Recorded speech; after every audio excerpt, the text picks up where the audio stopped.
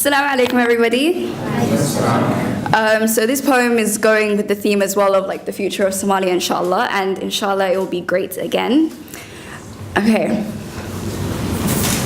She knows not of war, knows not of emaciated figures or sewn lips. She knows not of bullets ripping hot air, gunshots making cemeteries out of homes, cannonballs rippling reservoirs collected in the bellies of innocents. She can see herself alive after labor.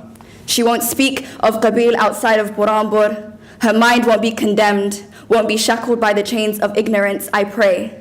Plead for a cycle that makes sense, where starved mothers aren't burying their wombs, I pray. Plead for a day where Tahrib lays to rest with Latin, let it be lost in translation. Lost are our children floating on oceans like driftwood.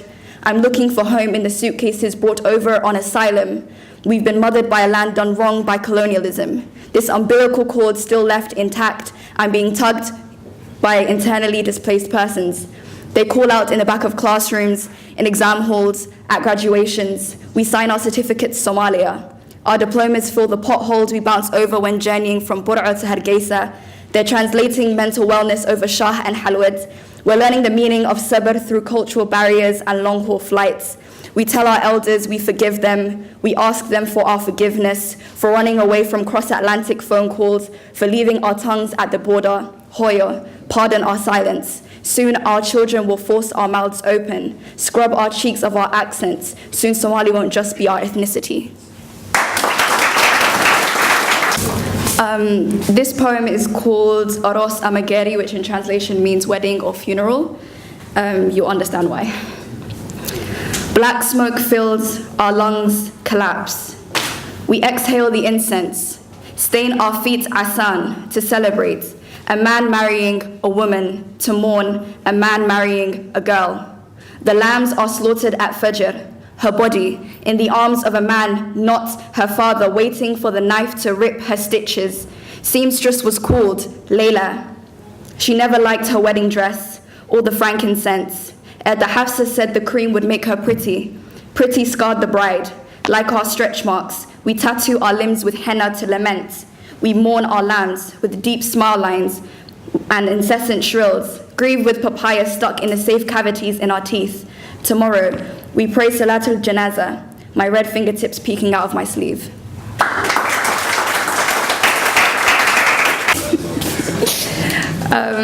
So last year I had like the best time in Somalia. It was amazing. I highly recommend everyone go back if you haven't been. And I had this like kind of like complex of what is home, and I don't know, I've always been struggling like with like dual identity because I'm both British and both Somali. So this is what the poem is about.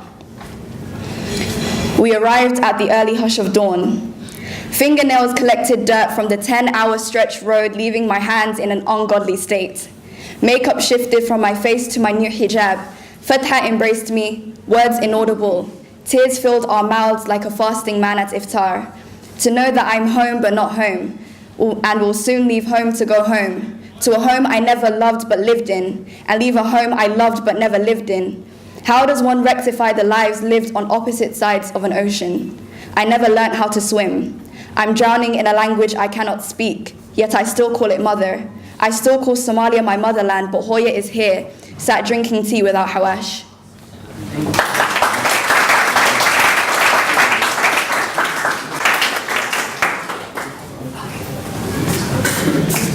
So this is my last poem, and it's called Spitting Image. I was told I look exactly like my dad, so yeah, I just rolled with that. When Ed the Lucky saw me for the first time, her mouth robbed me of my name and replaced it with my father's. The Arabic sat sweet between her tongue and teeth. She addressed me with glee and haunt in the nucleus of her eyes. Wails filled the humid air. Nameless faces that looked like my own approached the girl whose belly hung full, who fashioned half-broken glasses that dangled on her barely there nose like frankincense farmers on mountain tops. Abba said he'd never return home, but today my face became vessel, and he did. Like the woman I am, I became a poem, speaking a language with all the wrong grammar, but sorry and thank you sounds the same in every tongue. I'm rectifying relationships lost in communication, connecting those stood above and sleeping below the soil. I perform at like open mics and stuff, and I work with this charity called Forward, which I think everyone should check out, which is about like FGM, female genital mutilation, and any conferences they have, I just perform there.